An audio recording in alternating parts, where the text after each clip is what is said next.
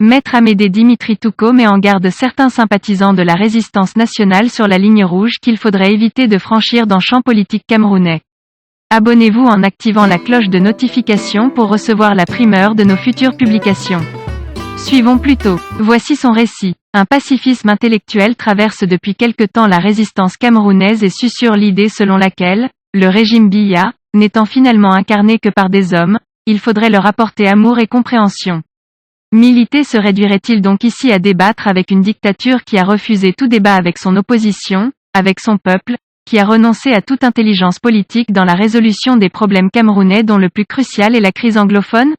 La politique de ce point de vue apparaît donc comme un art froid, déshumanisé, détaché, déconnecté de la gravité économique et sociale. En clair, un jeu de dupes insipide, un sédatif qui ne servirait qu'à déminer les esprits de cette charge dramatique qui fonde la colère légitime du militant et du peuple opprimé. Pour rester une science au service de l'humain, la politique dans une dictature génocidaire comme le Cameroun, doit pouvoir s'écrire avec la sueur et le sang de ce peuple, écrasé par la vie, massacré par l'égoïsme des puissants, chosifié par la méchanceté d'un pouvoir ivre qui ne rêve plus que de se reproduire, de se pérenniser avec l'aide d'une partie de ce même peuple.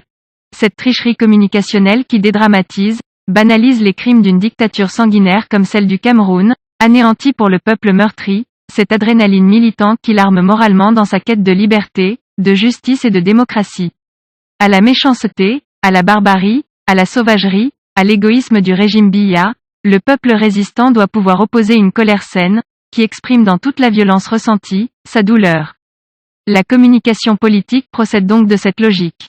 Le leader qui porte la parole du peuple épris de liberté n'a pas vocation à lui demander de geler sa colère, de souffrir et gémir sans crier. On ne va pas au ciel comme si on n'était pas passé par la terre.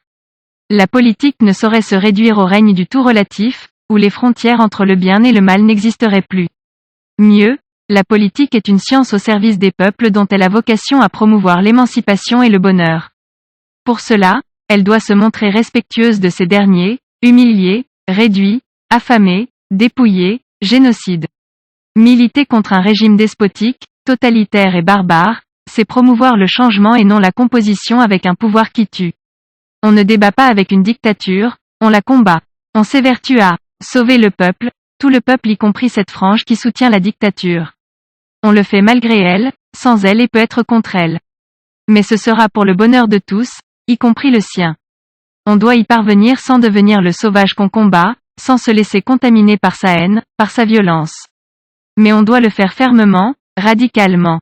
Dans cet ordre d'idées, ceux qui perçoivent le changement dans la paix, prôné par Maurice Kamto comme une forme d'angélisme ou de naïveté, sous-estiment sans doute la compréhension que ce dernier a des contingences politiques camerounaises. On ne débat pas avec une dictature, on la combat.